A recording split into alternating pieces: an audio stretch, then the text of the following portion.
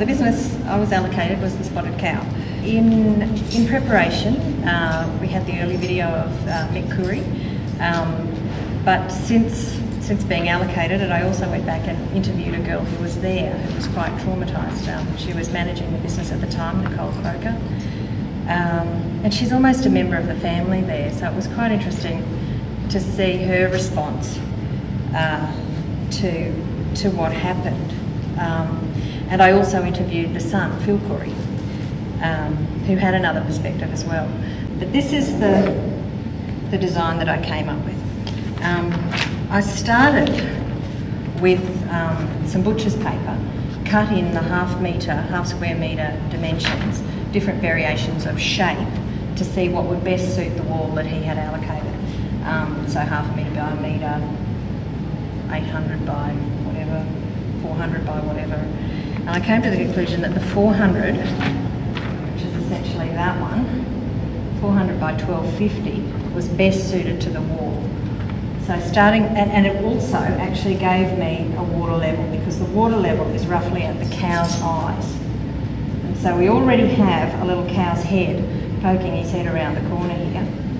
So what I decided to do was have, and there's actually a whole lot of windows of the restaurant that follow through there, and this shape kind of mirrors the windows quite well.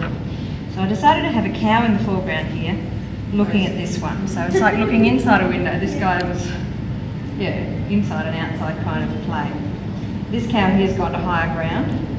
Inside the restaurant, or inside the bull bar rather, there's a beautiful stained glass picture of a cow. And the colours are just beautiful. It's like a beautiful day. It's all is good with the world. So I figured I'd like to reference back to that in the mosaic outside. So we go from a really, you know, intense rainy day, which would probably be similar with, you know, the rain coming down on the left, moving towards, you know, a more optimistic future, a happier, brighter, sunny day in the right-hand corner. The other element in here is the beer tap, which in our preparation workshops, I was quite fascinated with taps and how, you know, you can control nature by switching on and off a tap. Or man has tried to control nature, but you know, nature was just uncontrollable that day. So I actually quite like the idea of the link between the palatable amber liquid as opposed to the muddy floodwater. So yeah, there'll be sort of a bit of a link there. And the point here, that's the cup half full rather than, you know, which is their attitude. The cup is half full. They felt quite, you know, lucky. They saw the, you know, the bigger picture. And it was interesting to note that something that they didn't say in the video that made it onto the website, Phil was saying, not in the days after, they had a fundraiser and raised $12,000 which went towards farmers in outlying areas.